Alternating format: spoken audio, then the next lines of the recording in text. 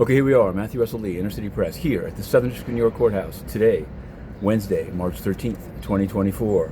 We'll start and end with politics, including the United Nations, but on the Trump beat, on the Trump docket, right down the street here, right down Center Street. The trial is still on for March 25th. There's a request to have it adjourned pending the Supreme Court arguments on presidential immunity.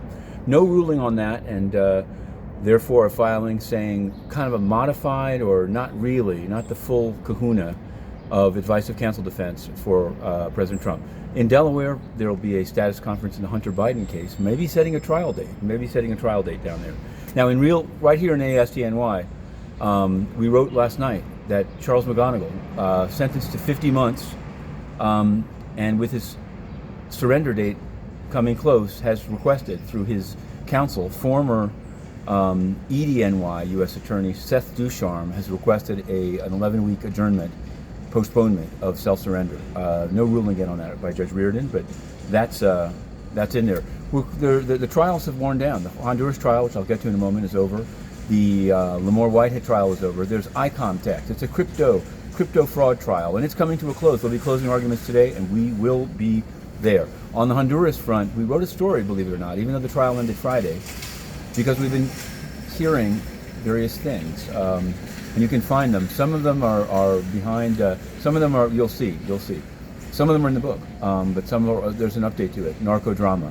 I guess one thing I can say is that, I mean, the jury is now my understanding. They took their job seriously. I understand that the wife of the president, Ana, has not only announced that she's going to run for office, but is also saying that the jury was, not impartial.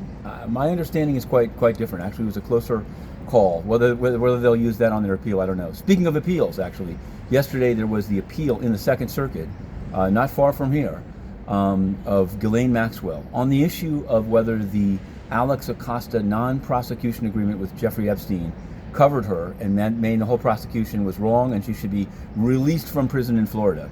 Things didn't seem to go that well for her, for her lawyer. The three-judge panel had a lot of questions and said, basically Acosta couldn't bind the entire country. They sort of are claiming that he could. In any event, they took it under advisement. I'm now going to do the Honduras in Spanish. Días después del verdicto en el juicio de Juan Orlando Hernández, estamos escuchando cosas que, la esposa Ana dice que el jurado no fue imparcial. No creo. Estoy oyendo que sí se tomaron muy serio. En fin, era una decisión frescana, no sé cómo decir, pero lo puede ver online en el libro Narcodrama. Ahora, ella dice que va a buscar ser presidente.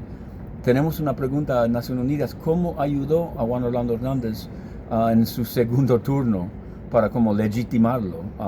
Quizás para ayudar a Ana, no se sabe. Muy corrupto es Naciones Unidas. You can understand that. In English, very corrupt the United Nations. So every question we put in, they don't answer. They take questions from their friends at China State Media and others. But we'll continue to push on all fronts. Inner City Press, we will not rest. A continuación.